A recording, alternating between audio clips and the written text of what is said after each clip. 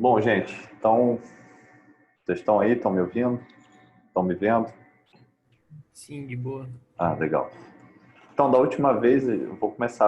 Eu vou dar aula hoje, porque terça-feira eu não coloquei o vídeo, então vou fazer tudo junto hoje. Aí vocês podem me interromper e fazer pergunta a hora que vocês quiserem, tá? Vocês têm Ok. alguma pergunta antes de começar, alguma coisa? Não, é quinta-feira que vem, né? Que vai ser a apresentação. Eu tinha planejado, sim, quinta-feira que vem. Sim. Somos quantos a turma? De quantas pessoas? Bom, tem o Igor, tem o Felipe, tem você, tem o Lorenzo, são 4 oficialmente, e o Rafael, que vai apresentar também. Então Ah, são tá. 5. Cinco acho que dá, então. 15 minutos cada um. É razoável, 10, 15 minutos no máximo, assim. Em Tá, pouco mais de uma hora a gente consegue fazer tudo. ok. Então acho que isso é tranquilo.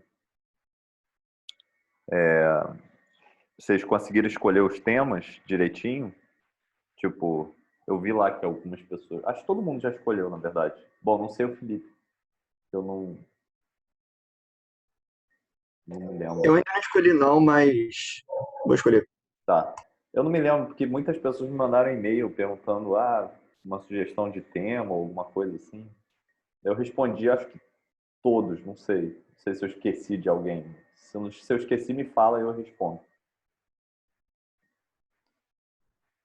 Bom, então, vamos começar então. Na semana passada a gente discutiu essa ideia de melaço ótico, né?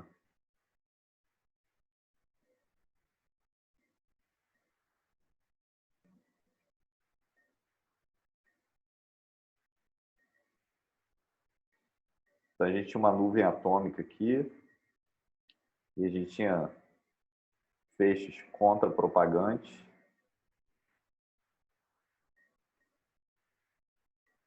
certo?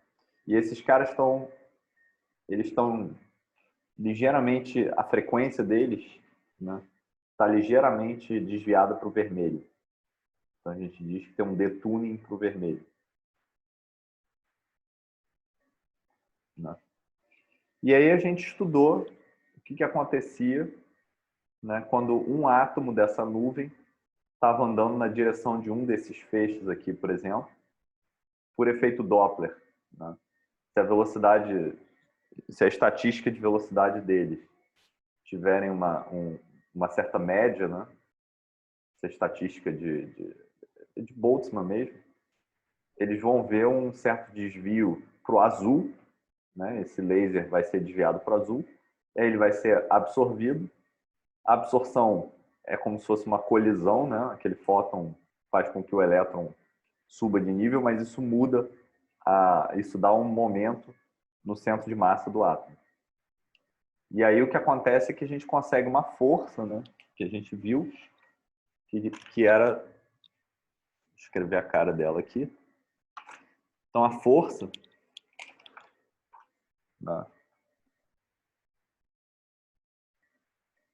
na média, essa força ela é uma força de damping e ela era igual a, bom, um monte de constantes aqui, menos kappa, gama zero, H cortado, ômega, sobre C, e aí eu tinha um fator beta sobre 4 mais beta quarta, e esse fator beta ele depende da velocidade. Ele era igual a 2 ômega sobre gama zero vezes V sobre C. É interessante que tem esse fator aqui, 2 ômega sobre gama zero na frente, né? Senão esse número aqui é muito pequeno. Bom, mas beta é um número muito pequeno, né? E aí a gente pode falar que a gente pode desenhar um gráfico aqui desse cara, que a gente tinha feito na aula passada.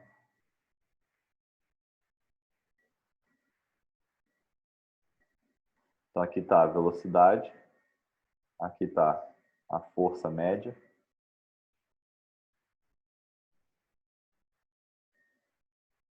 Vou fazer uns quadrantes aqui só para a gente se orientar. E aí, basicamente, o que acontece é que essa força faz uma figura assim. Pode plotar isso aqui com matemática, ou, enfim, com Python, se vocês quiserem. Então, o importante é que aqui, ó, a força nessa região, né, para V próximo de zero, V pequeno, né, ou para, posso dizer, para módulo de V, né? Bom, V pequeno. Essa força, ela é uma coisa do tipo menos um coeficiente gama de atrito vezes a velocidade. Então, ela é tipo uma força de atrito, né? Que a gente vê em mecânica geral.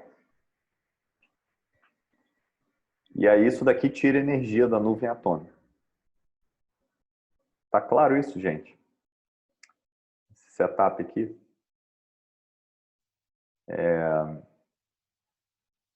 Sim. Legal. Bom, a gente precisa de vários lasers aqui, né? Para fazer isso. Quantos lasers a gente precisa? A gente precisa de pelo menos 3 aqui, né? 3 lasers.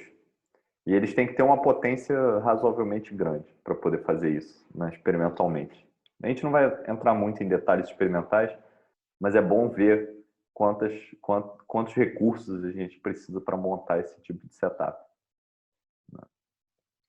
Então, essa força, ela permite a gente fazer um resfriamento, né, cooling dos átomos. Mas ela não permite a gente fazer aprisionamento. Então, não tem aprisionamento, né? Seria legal a gente conseguir manter essa nuvem de átomos aprisionada aqui no poço de um potencial. E aí a aula de hoje é sobre isso. Como é que a gente faz isso? Como é que a gente aprisiona esses átomos aqui no fundo desse potencial? Tá? Então a aula de hoje é sobre esse aparato experimental que foi inventado pelos mesmos caras que inventaram o óptico molasse, que a gente chama de magneto optical trap, ou MOT. A abreviação é MOT. Então, quando vocês verem na literatura, fizemos um MOT, eles fizeram um magneto optical trap. Que é isso. Okay. Então, a ideia é a seguinte. A gente vai ter a nossa nuvem atômica aqui. E eles têm uma frequência de ressonância ômega zero, com uma largura de linha gama zero, natural, né, que é a largura de linha dada pela emissão espontânea. Aí esse setup ele vai ter dois, vamos analisar uma dimensão só, mas a gente pode fazer isso nas 3 dimensões, tá? Então, vai ter um laser que se propaga nessa direção e vai ter um laser que se propaga nessa direção. Esse cara daqui, ele é polarizado circularmente no sentido anti-horário, que a gente chama de sigma mais, polarização sigma mais. Esse cara aqui, ele é polarizado circularmente no sentido horário, que a gente chama de sigma menos.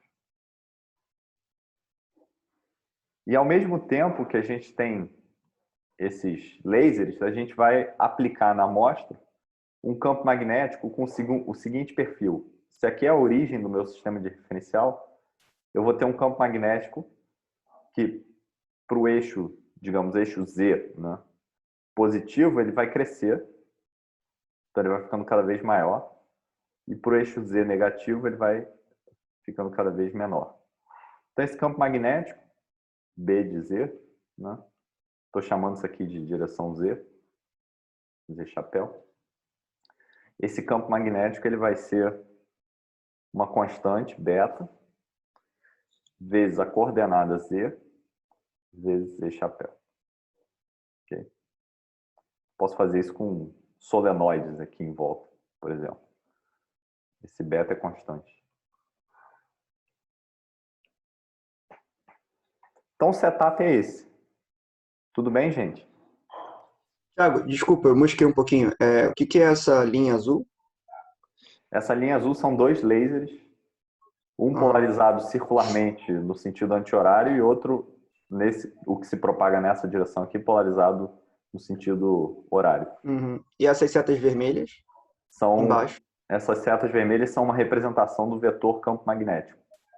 Ah, tá. Valeu. Então, ele começa pequenininho e vai aumentando, né, conforme essa fórmula que diz. E ele aponta sempre na direção Z. Tá? Então, a gente vai ter uma transição, transição dos átomos que a gente vai considerar.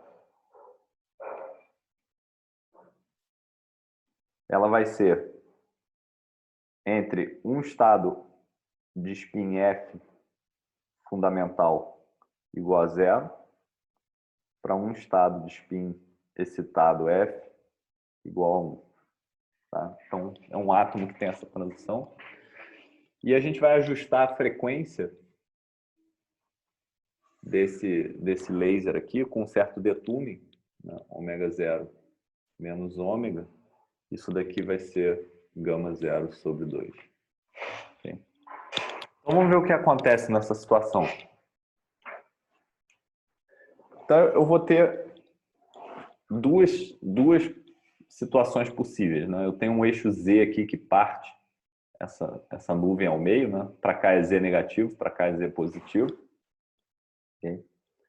E aí o esquema de níveis desse sistema é assim, olha. Eu vou ter o estado M igual a 0 fundamental aqui. E eu vou ter um estado excitado que pode ter, né, F é o momento angular total, né? Ele vai ter Fm igual a 1, ou menos 1, perdão. E aqui, M igual a mais 1. Okay? Então, esse laser azul, ele vai poder fazer uma transição para cá, se ele for polarizado sigma mais, porque esse cara daqui tem momento angular mais 1, então ele pode dar momento angular para o átomo, né, de 0 para 1.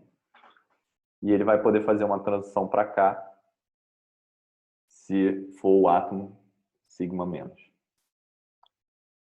Agora, o que o campo magnético vai fazer? O campo magnético, ele vai fazer o seguinte, ele vai mudar esse nível de energia aqui, ele vai shiftar a energia um pouquinho, só que para sigma menos ele vai shiftar para cima e para sigma mais ele vai shiftar para baixo. Né? E isso é para os átomos que estão na esquerda.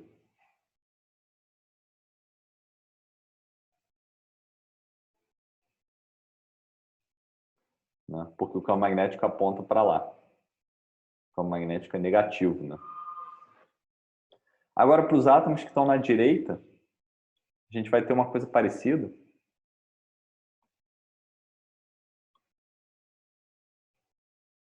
Os átomos que estão aqui, né, à direita, para cá.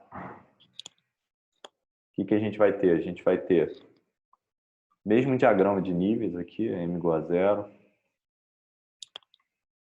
Só um minutinho. Rapidinho, gente. Já volto.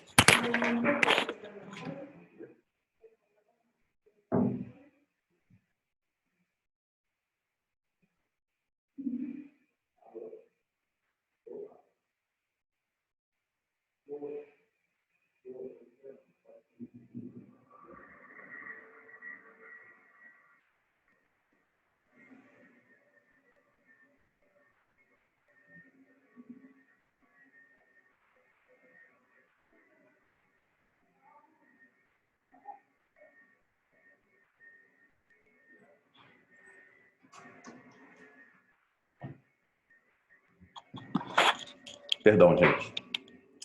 Vocês estão aí ainda? Bom, então vamos lá. Então aqui a gente tem um m igual a zero, também um m igual a mais um e menos um. Tiago, Oi, fala aí. no lado esquerdo, o campo magnético é ao longo de menos Z, né? Ele aponta na direção, porque ele vai com Z, então se Z é negativo, ele vai apontar para lá. Então, por que que os com M igual a menos um são shiftados para cima e não para baixo?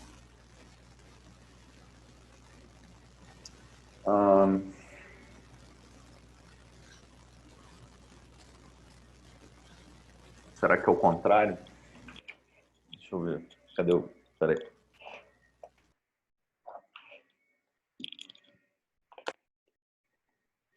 Peraí.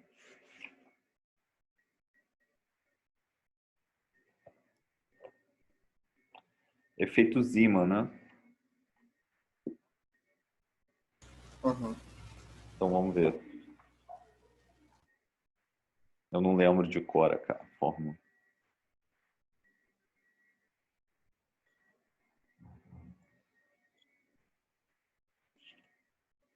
Interação hiperfina.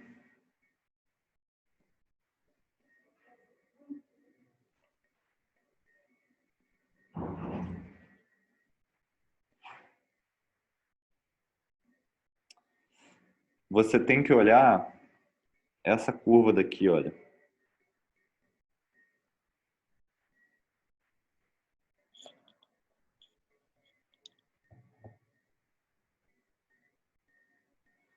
Essa curva. Você lembra dessa matriz aqui? Essa curva aqui? Aham. Isso é o capítulo... Isso é a página 16 do Búdiker. Capítulo 1.4, interação hiperfina, efeito Zeeman. Então, o que acontece?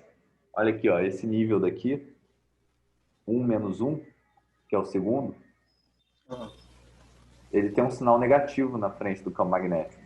Tá vendo? Ah, sim. Se o campo magnético é negativo, aquilo fica positivo. Então, ele aumenta a energia. Então, o campo magnético apontando na direção negativa aumenta a energia do sigma do nível menos 1 e abaixa a energia do nível mais 1. Por causa desse... São os dois primeiros elementos da diagonal dessa matriz aqui, dá para ver? Aham. Dá sim. Então é isso. Essa é a razão. Beleza. Obrigado, Tiago. Mas se tiver dúvida, dá uma olhada no capítulo 1.4 do Búdiker. Beleza. Valeu. 1.4.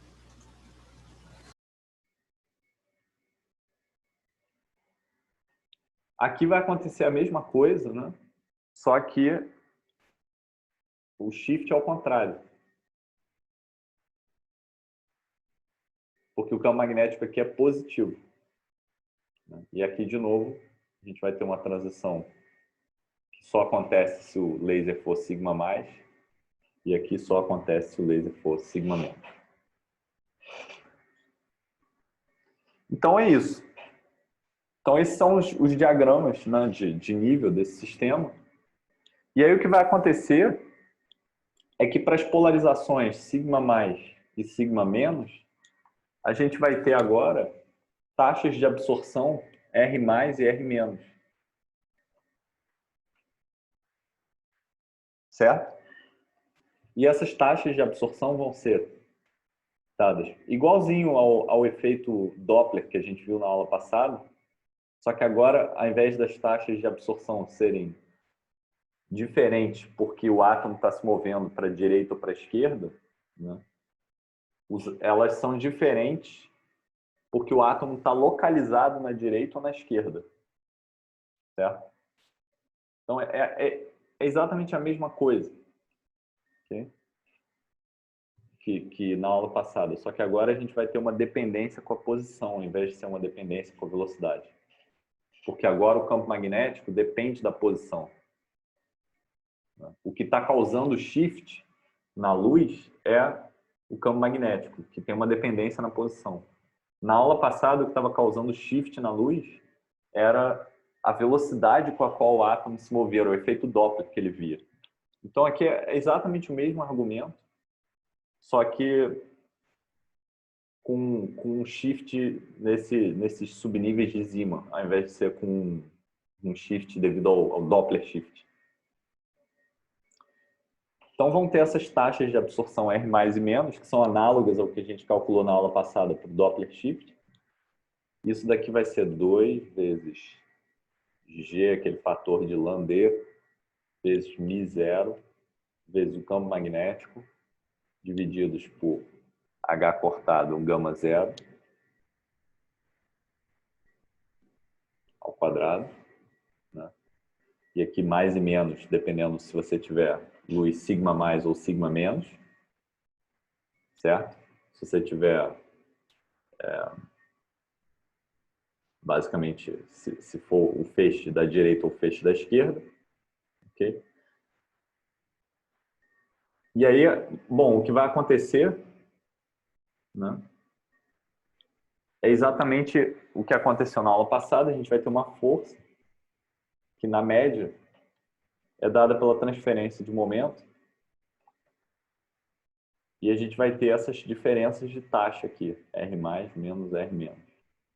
Mesmo argumento da aula passada. Okay. E aí agora vira uma conta que a gente tem que fazer, basicamente.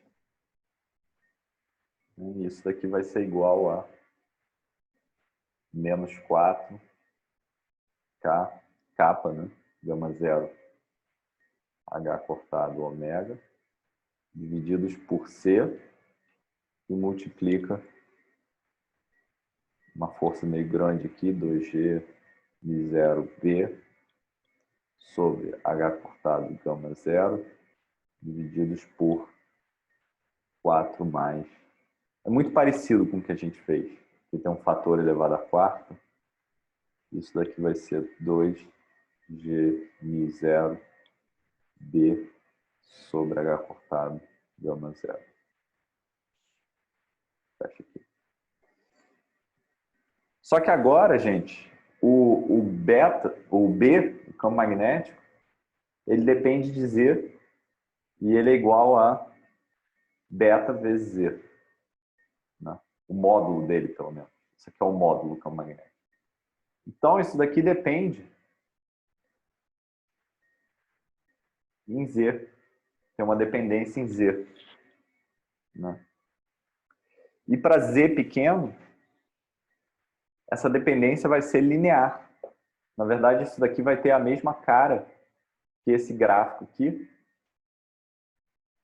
que a gente desenhou. Só que agora, ao invés de ser a velocidade, a gente vai ter Z. Claro que os parâmetros do gráfico vão mudar, porque as constantes que multiplicam são ligeiramente diferentes.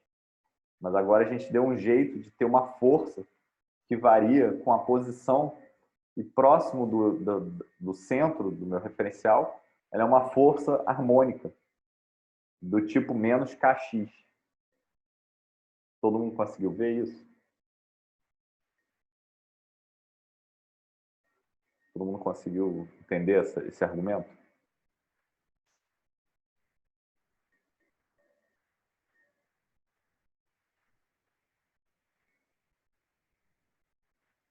Beleza. Eu vou querer revisar a aula passada, mas deu para acompanhar, só, Tá. enfim, estudar, né? Claro.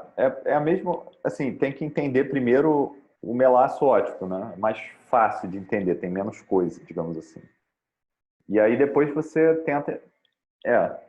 com base naquilo você tem que entender esse cara daqui agora. Né? Uhum. Mas a ideia básica é essa. A ideia é você criar uma diferença de taxa de emissão de sigma mais em relação ao sigma menos. Né? Uhum. Então, é basicamente, se eu tiver um átomo que vem para cá, né, ele vai interagir com sigma mais e com sigma menos, só que porque a gente vai ter esse shift para sigma mais e para sigma menos, né? Se o meu... Pensa num átomo só, né? Se ele vier para cá, para a esquerda dessa imagem, né, ele vai ver esse nível aqui. Ele vai ter esse diagrama de níveis aqui, porque o campo magnético é negativo. Então, isso vai criar uma taxa de absorção que vai ser, digamos, a diferença dessa taxa de absorção, né? Ela vai ser, digamos, positiva. Porque esses caras aqui estão com essa estrutura de níveis agora. Em contrapartida, se o meu átomo vier para cá, né, a diferença de absorção vai trocar de sinal, porque agora ele vai ver um campo magnético positivo. Então, o que era um nível que tinha mais energia agora aqui virou um nível com menos, e o que tinha menos virou com mais. Então, isso inverte, isso faz com que a gente veja exatamente esse perfil aqui de força, de diferença de taxa de absorção. Né? Para cá ele é positivo, para cá ele é negativo. Okay? Então, essa é a ideia para criar uma força que depende da posição, e é uma força que é aproximadamente linear, né? Uma força do tipo menos kx. Deixa eu perguntar. Essa força ela vai aparecer por conta do ricochete, não. Quando o átomo ele emite um fóton, ele vai recuar para a direção oposta? Aqui é quando ele absorveu um fóton. Né? Ah, tá. Entendi. Certo.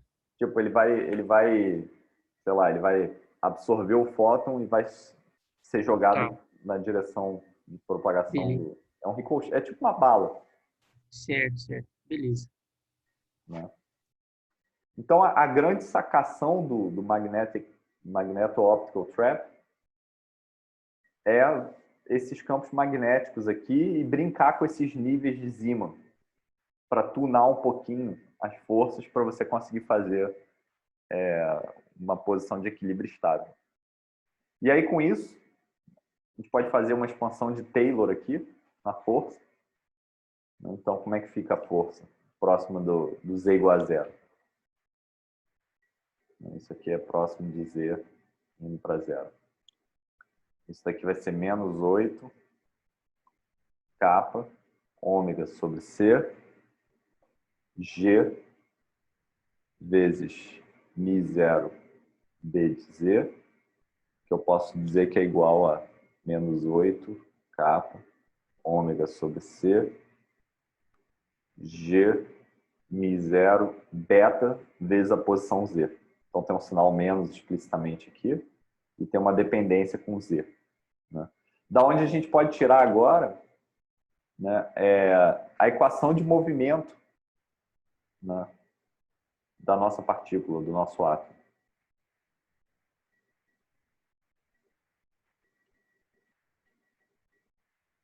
Então, como é que fica a nossa equação de movimento? Clássica mesmo, lei de Newton. Né? Isso daqui vai ser mz dois pontos. Vai ser igual a... vão ter duas forças agora atuando. Uma é essa força 8kh cortado ômega ao quadrado sobre c ao quadrado. Z ponto. Essa é uma força de dumping. Menos a força harmônica. 8k ômega sobre c. G μ0 beta vezes Z. Daqui, eu posso tirar uma constante gama. Gama, vou chamar de gama T de trap, né? Que é o gama da armadilha, que é o que o melaço óptico faz. Isso daqui vai ser 8k H cortado ômega ao quadrado sobre mc ao quadrado. E aqui a gente vai ter uma frequência, né? Porque isso é um potencial, isso vem de um potencial harmônico, né, basicamente. Isso daqui vai ser 8k ômega g μ0 b sobre mc. Então tem essas dois parâmetros aí que a gente pode usar, né, que a gente tem no nosso setup. E agora a gente pode ver a razão entre eles para saber se o nosso sistema overdamped. Lembra de mecânica geral? Que a gente tinha...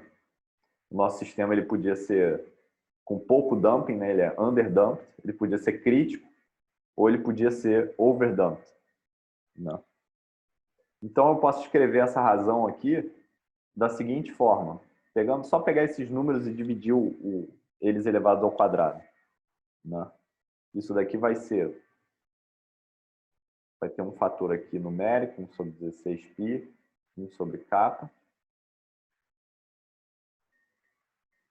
Isso daqui vai multiplicar G, μ0, beta.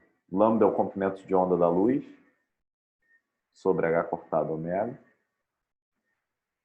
Isso aqui é só para ter a dimensão certa. Porque eu fiz aparecer esse lambda aqui.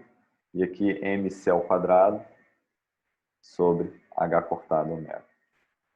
Então são fatores bem sugestivos aqui que a gente reorganiza para fazer aparecer esses fatores. Né? E aí fica fácil de ver, porque isso aqui tipicamente em experimentos, né, isso eu estou falando para vocês, é menor ou igual a 10 a menos 2. Né? Tipicamente esse fator kappa, ele é entre 0,1 e 1. Esse cara daqui, né, a gente pode falar que um beta razoável em laboratório seria uma coisa do tipo 5 gauss por centímetro. Comprimento de onda é alguma coisa do tipo 5 vezes 10 a menos 5 centímetros. Esse fator aqui, a gente pode calcular com tudo que a gente já viu no curso. G, μ0, beta, lambda. A gente já tem condições de calcular esse cara sobre H cortado. A gente sabe sobre o fator de Landé, sabe sobre o magneton de Bohr. Esses números aqui estão dados pelo experimento, os parâmetros experimentais. Isso aqui vai ser aproximadamente uma coisa na ordem de 2π vezes 1 Hz, não uma frequência. Né? E aí isso aqui vai ser dividido por ômega, que é a frequência da luz, que tipicamente é da ordem para frequências ópticas, né? De 2π vezes 10 a 15 Hz, frequência angular de um feixe de luz visível. E isso aqui também a gente pode calcular, é da ordem de 10 a 11. Então, com isso tudo, jogando todos esses números aqui dentro, né, a gente chega à conclusão de que ômega-t sobre gama-t quadrado é da ordem de 10 a menos 6, kappa elevado a menos 1. Se kappa é da ordem de 0,1 até 1, então ele é overdamped. Né? Porque a frequência, né, de ressonância é muito menor do que esse fator de damping, γ-t. Né? Então a gente consegue fazer tipicamente overdamping. Aí vocês podem calcular, né, o tempo, se vocês lembrarem o oscilador overdamping, né, a posição dele em função do tempo, ela fazia uma coisa... Bom, no caso underdamped, ela faz uma coisa assim, né? Ela vai caindo. No caso overdamped, que é o que a gente tem, ela faz uma coisa assim. Aí tem um tempo aqui característico, que é o tal. Esse tal, você pode calcular ele usando esses valores e usando esses parâmetros aqui, é da ordem de 5 milissegundos. É o típico tempo, né, que a nuvem atômica leva para acalmar na posição de equilíbrio do trap. Né? E isso é muito legal, gente, porque aí você consegue agora aprisionar uma nuvem de átomos. Né? Tipicamente, essa nuvem de átomos vai ter uma coisa da ordem de... Isso daqui, tipicamente, né? Vão ser da ordem de 10 a 5 átomos, o rubídio, o césio, ou enfim, os comprimentos de onda que você vai ter que usar e os valores de campo magnético que você vai ter que usar dependem dos átomos, né? Você tem que calcular cuidadosamente. Mas você consegue aprisionar esses átomos num potencial harmônico, né? Numa caneca, basicamente, feita de luz. E aí você consegue usar o melaço óptico para resfriar ela. Então, isso possibilita uma série de experimentos de física atômica. Você pode agora, por exemplo, uma coisa que você pode fazer é que você pode, né, aprisionar os seus átomos aqui, fazer uma nuvem bem grande. Né? Aí você pode resfriar eles, blá, blá, blá, atingir condensado de Bose-Einstein. Né? E aí o que você pode fazer é que você pode agora lançar uma pinça ótica, uma luz muito focalizada aqui, em algum lugar. E aí essa pinça ótica ela vai aprisionar, em média, né? Essa é uma nuvem diluída, né?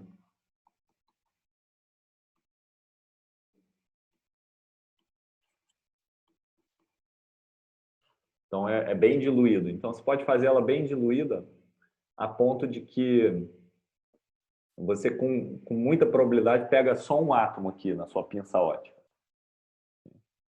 Aí você desliga o mote.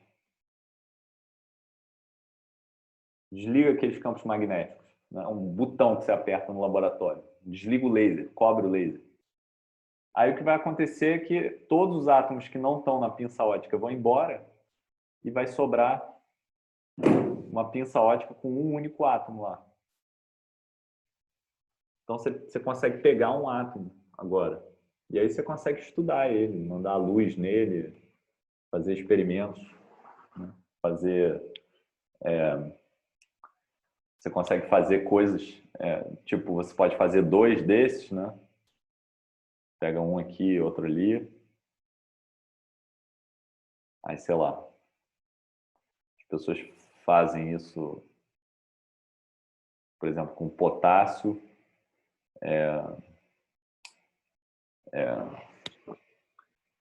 E, sei lá. BR é estrôncio, né? Não lembro agora. Isso aqui é estrôncio. É bromo, eu acho. Bromo, é. Estrôncio é SR, né? Eu esqueci. Eu sou péssimo com esses nomes. Eu acho que é bromo. E aí o que você pode fazer é que você pega essas pinças, depois que você... Possibilitado por essa tecnologia toda, né? Você também consegue controlar a distância entre essas pinças. Né? Essa distância aqui é controlável. Aí você vai aproximando, aproximando, aproximando, aproximando, aproximando.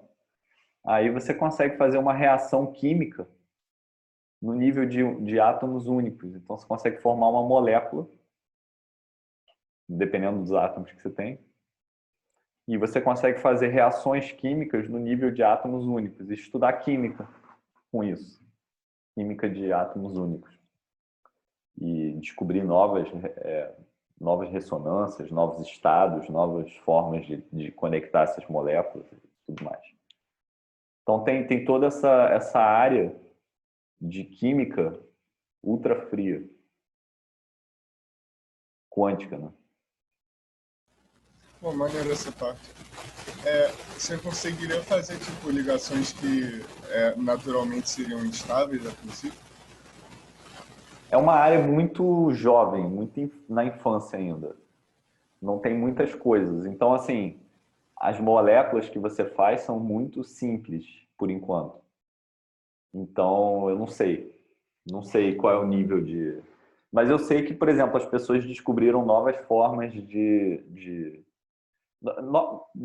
conseguir estudar uma reação química no nível de um átomo único é uma coisa muito... Você consegue informações que não dá para fazer quando você mistura as coisas num tubo de ensaio. Tipicamente, o que as pessoas começaram a fazer, né, os químicos, eles começaram a fazer coisas do tipo, você tem um feixe de átomos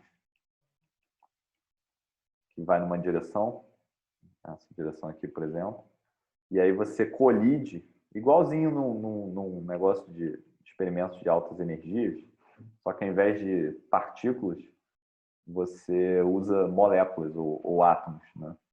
E aí você colide esses feixes, e aí isso vai gerar produtos nessa colisão que são moléculas que você formou, né?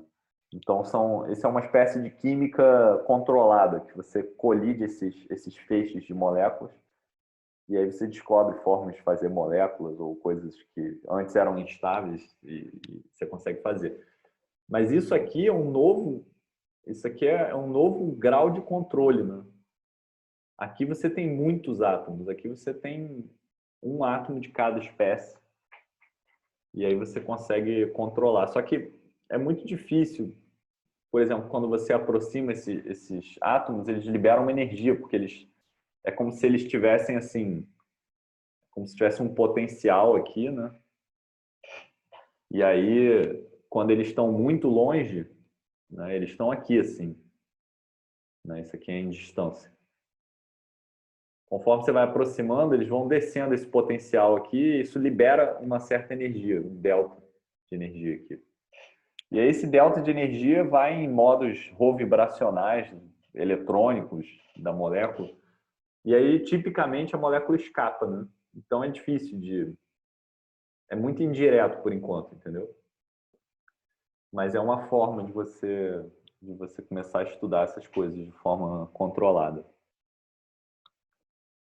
Então, tudo isso assim, as pessoas, é uma linha do tempo, né? Então, na década de 70, 80, as pessoas aprenderam a fazer resfriamento por laser, aí aprenderam a aprisionar coisas da ordem de 100 mil ou 1 milhão de átomos, aí elas aprenderam a fazer optical lattices, que são é como se fosse isso do tweezer, só que ao invés de um único site, que você prende um único átomo, você prende vários no reticulado, numa rede, né? Aí depois as pessoas começaram a explorar essa coisa de tweezer com átomos únicos, e agora, recentemente, isso é uma área muito jovem, né, dos anos 2000 para cá, acho que grandes avanços de 2010 para cá, as pessoas começaram a olhar para a química ultra-fria, de você formar moléculas controladamente.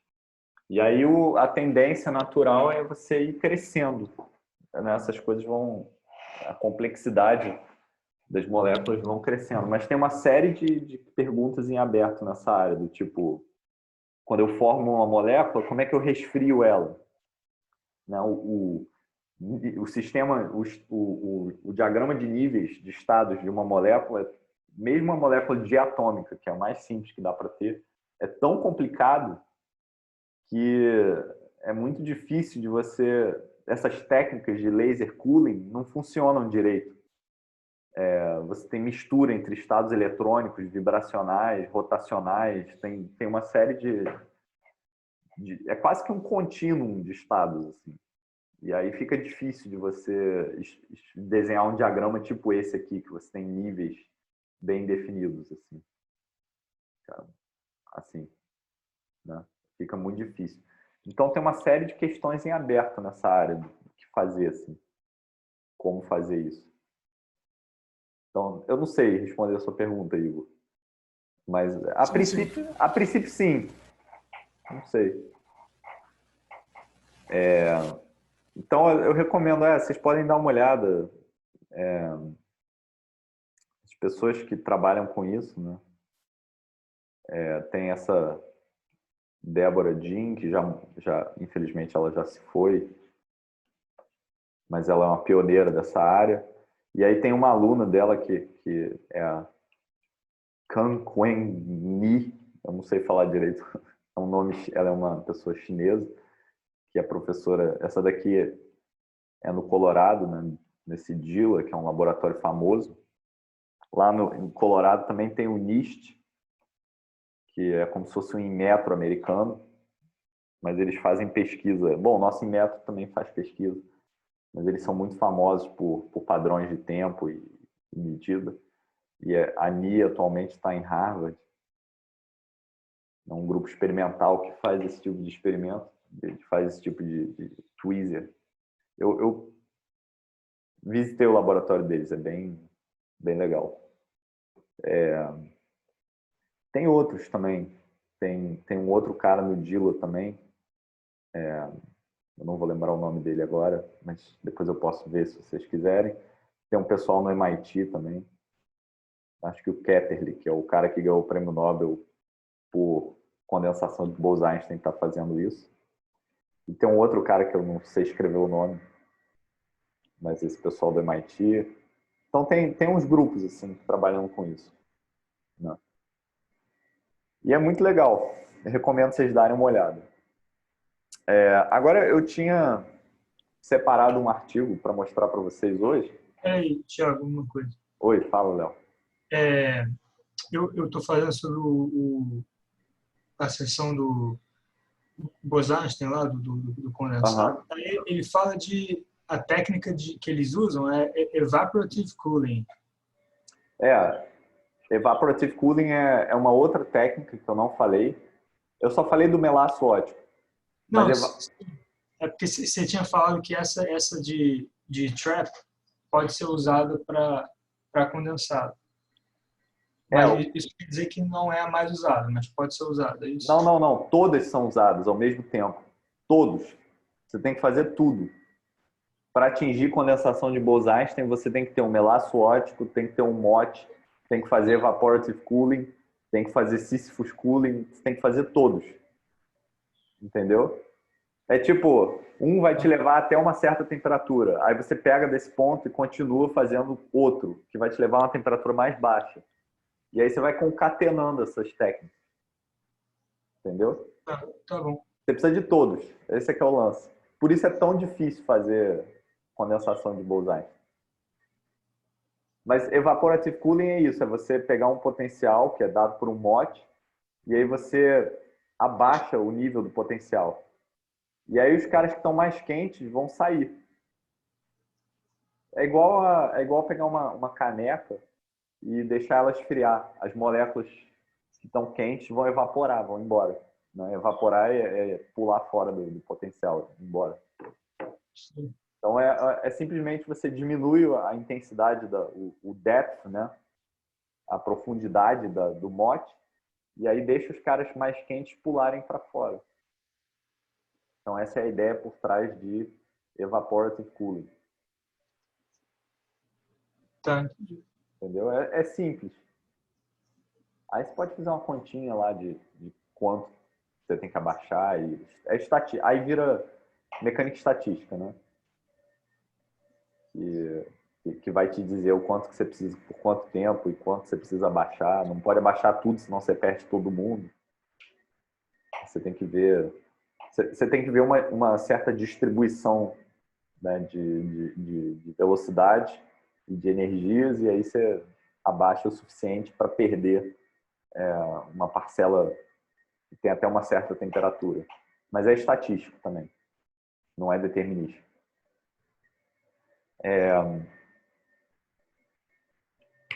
Tinha um setup que eu queria mostrar para vocês.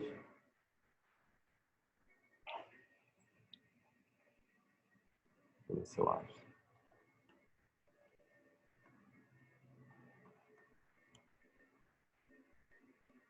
Esse aqui. Então, eu achei esse paper há uns anos atrás. Ó. Eu sempre quis fazer um mote. É um sonho que eu tinha. Porque eu acho que é um desafio legal, sabe? Acho que é uma coisa que, sei lá, não é óbvio como fazer, mas as pessoas sabem fazer. Enfim, eu gosto de craft work, eu gosto de mexer com as mãos e fazer coisas. Então, eu acho que fazer um mote seria um desafio interessante. Infelizmente, custa muito caro, a gente não tem dinheiro para fazer um mote atualmente. Mas aí eu achei esse paper aqui desse pessoal do DILA, que é Simplified System for Creating a Bose-Einstein Condensate. Então, eles fizeram meio que um manual de como é que você faz isso. E é muito legal para vocês verem. Né? tem técnicas experimentais, enfim, é um paper de 66 páginas. Mas deixa eu ver se eu acho aqui alguma coisa. Ó, ele detalha os lasers que você tem que usar. Ele fala do custo, mas esse é o custo em 2004. Olha. Uma lista de partes necessárias é incluída no apêndice B. Muito por alto, a gente estima que o custo de um aparato similar a esse vai ser da ordem de $200 mil, com um custo adicional de $75 mil por laser. Mas isso em dólares de 2002. Né? Hoje em dia deve ser muito mais. E o custo das horas de alunos de doutorado e pós-doc não está incluído. Eu achei engraçado que eles falam isso. Mas, enfim, tem os lasers aqui e tudo mais.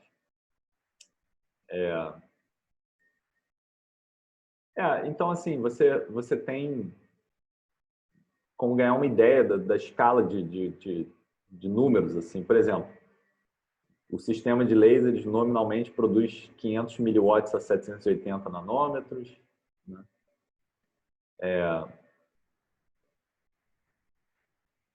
Enfim, tem esses outros lasers adicionais aqui. E aí tem todo um detalhamento do setup experimental, de como estabiliza lasers numa célula de rubídio, para eles ficarem sempre com o mesmo comprimento de onda. Vacuum System, como é que você faz a célula do MOT. Né? Tem todo um detalhamento de física de vácuo, de construção de câmara de vácuo, que se vocês tiverem curiosidade de ler, é bacana.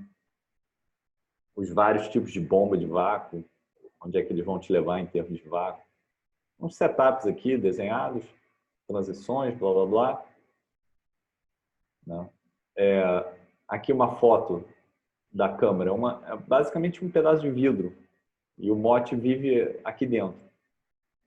Tá vendo? Então aqui você vai ter 1, 2, 3, 4, 5, 6 lasers contrapropagantes que fazem o seu MOT nas 3 direções. Tá? Schematic of the MOT Optical Layout. E aí tem uma foto aqui do setup, olha. Então você tem a câmara de vácuo, é uma célula de vidro, nesse caso. Né? Então é bacana, assim, ver como é que faz, né? Não necessariamente só estudar a teoria por trás. É legal ver o que você tem que fazer para construir esse negócio. Tem toda uma parte de eletrônica, é física. Né? Construir, tem toda uma discussão da parte da ótica, enfim. Os ímãs, né? Você tem que... Isso daqui, ele já botou os coils em volta. Né? Olha, ele mostra como fazer o campo magnético, tá vendo? Então, você bota um ímã permanente, né? E aqui você faz as suas bobinas, e tem até o espaçamento que você tem que fazer entre elas. Então, tem toda uma técnica que não é óbvia, né? As polarizações que você tem que mandar e blá, blá, blá. Os diagramas de níveis em detalhes. Tem toda uma série de coisas que você tem que saber para fazer. E aqui tem no final tem uma lista de compras, ó. A quantidade de coisas que você precisa para fazer no laboratório. Não é muito, não. São as partes. Se vocês tiverem curiosidade, levantar um orçamento, vocês podem fazer. Laser Lock Box é caríssimo, eles fizeram home build. E eles devem detalhar como fazer. Também é bem útil. Enfim. Tinha aqui uma fórmula, ó, que a gente acabou de ver. Que eu achei em algum canto aqui. Não estou achando agora, mas...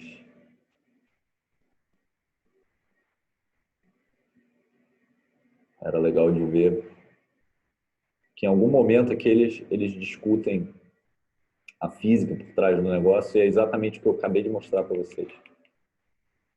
Queria só achar aqui o momento em que eles falam sobre isso.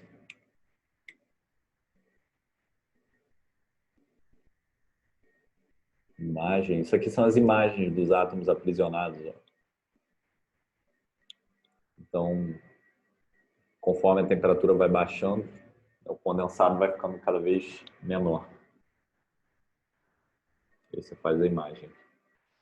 Bom, é isso, gente. Né? Esse é que eu queria mostrar para vocês hoje. Então, se vocês tiverem dúvidas, podem me perguntar. Mas, em princípio, era isso que eu queria discutir. Ô, Thiago, eu tenho algumas perguntas. Fala, Rafael.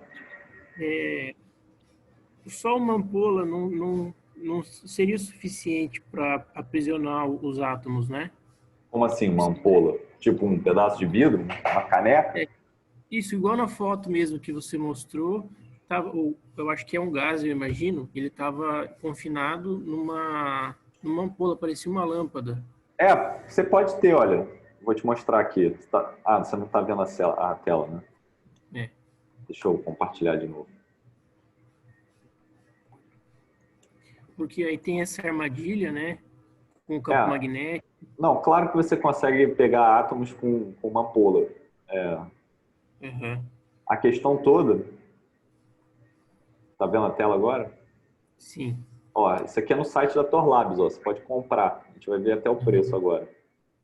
Com átomos de rubídio 87. Se parece com isso aqui, ó. É uma célula de vidro. Custa da ordem de $500. Você pode comprar e tem átomos aqui dentro. Átomos puros de rubídio. Legal. A questão é que é um gás a temperatura ambiente. Sim. E a gente viu na aula, há umas aulas atrás, né, eu não sei se eu cheguei a comentar isso com vocês, acho que sim, que a essa temperatura ambiente, o comprimento de onda, o comprimento de de Broglie dos átomos é muito menor do que o tamanho do átomo em si. Então, os átomos se comportam como bolinhas aqui. É um gás clássico. Certo, certo. Se eu quiser chegar à condensação de Bose-Einstein, se eu quiser pegar um átomo parado e estudar ele a uma velocidade essencialmente zero, se eu quiser estudar comportamento quântico de interação entre os átomos, aí eu preciso dessa parafernália toda que eu estou mostrando para vocês, entendeu? Sim, É para estudar comportamento de gases quânticos. Né? Tá. Mas aqui você tem átomos, só que aqui, bom, você pode até estudar a transição, os níveis. Por exemplo, aqui é a absorção, ó. Você manda um laser e aí você tem o gráfico de absorção em função do comprimento de onda que você manda. Então você vê aqui as transições, tá vendo? São várias transições possíveis que você tem desses átomos de rubídio. Só que isso aqui tem uma largura de linha enorme que está alargada por efeito Doppler. Não é um átomo... Você não está estudando... Você não está fazendo física quântica com esses átomos. É só um gás. Sim. Entendeu? Eu fiquei pensando, né, que numa célula dessa, o gás ele tem uma certa pressão, eu imagino. Agora, quando ele está naquela armadilha com o campo magnético, bem no centro dessa armadilha, a pressão deve aumentar, talvez. Você pode calcular. Não, você pode calcular densidade, pressão, tudo isso dá para calcular. Sim. Né? E depende da temperatura, depende dos efeitos de estatística quântica. Então, se os átomos forem bósons, vai ter uma pressão, se eles forem férmions, vai ter outra. E a gente quer justamente estudar esse tipo de coisa, comportamento quântico. Depois você quer pegar um átomo e controlar o estado quântico dele, fazer experimentos com estados quânticos. São coisas diferentes. Mas você pode calcular a pressão dentro desses condensados. Então, bom, aqui você usa PV igual a NKDT, é clássico, mecânica estatística clássica. Né? Se você quiser estudar teoria termodinâmica de gases quânticos, tem um livro sobre isso. Deixa eu pegar aqui.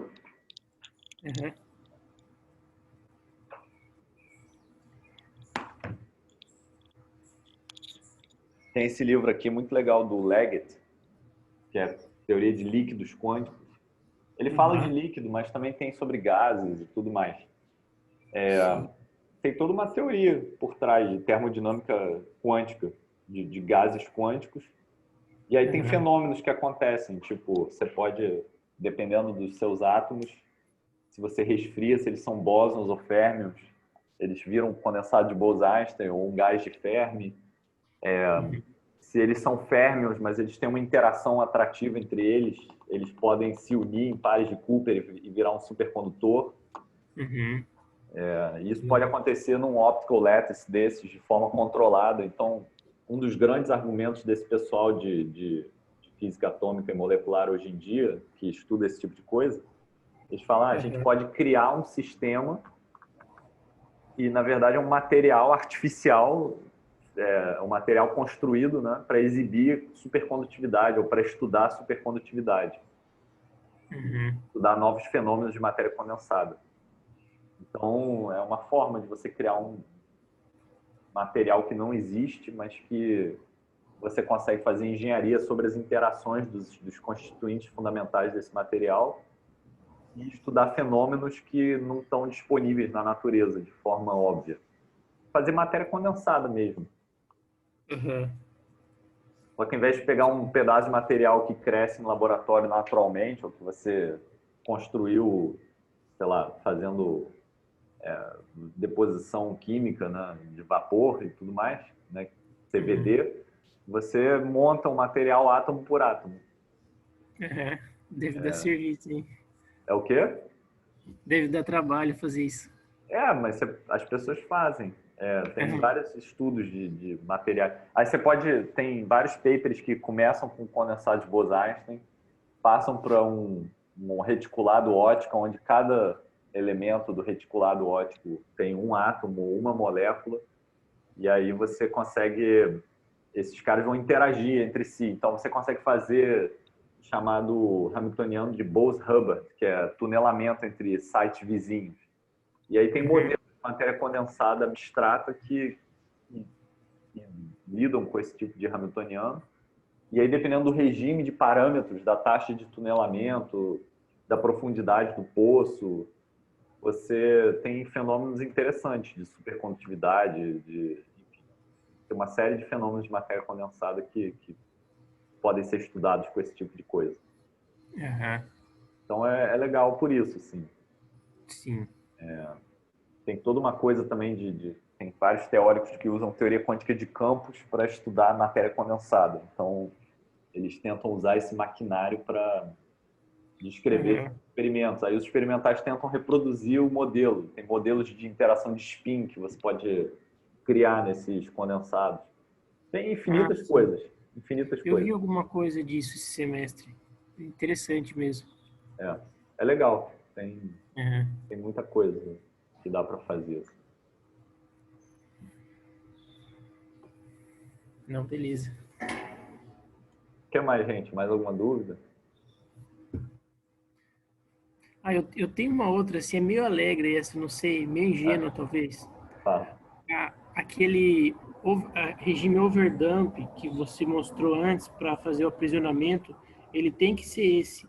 Não pode ser aquele outro que fica oscilando um pouco e vai tendendo a zero. Eu acho que pode, mas eu não sei. Eu não sei se as pessoas estudaram isso, enfim. Mas poder pode. Eu acho que devem ter artigos onde as pessoas... Bom, você pode modular, uma vez que você tem uma nuvem de condensado, depois você pode colocá-la para mexer, você pode oscilar ela, pode dar uma perturbação.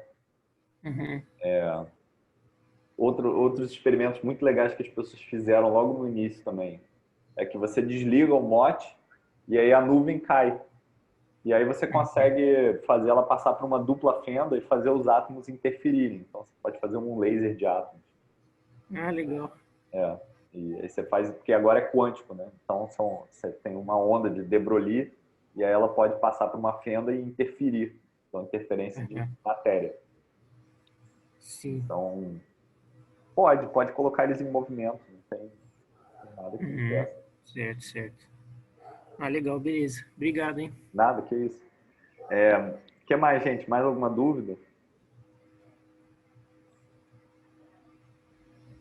Eu acho é um assunto muito legal, assim, porque envolve, junta experimento com teoria, com outros assuntos em física, né?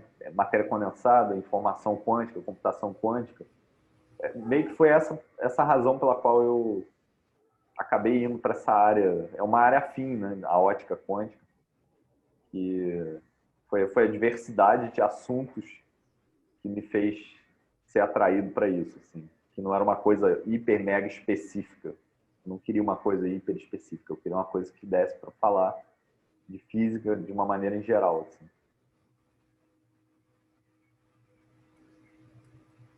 Então é isso, pessoal. Se ninguém tem mais dúvidas, a gente encerra a aula por aqui e aí a gente se vê terça e quinta que vem. Tudo bem? Beleza, então. Valeu, até mais. Oi? Terça-feira você vai colocar outra aula, é isso? Eu vou colocar outra aula. Ah, tá. Tá bom. Mais uma. Então tá bom, gente. Então um abraço para vocês. Eu, Thiago. Tchau, tchau. Tchau. Valeu.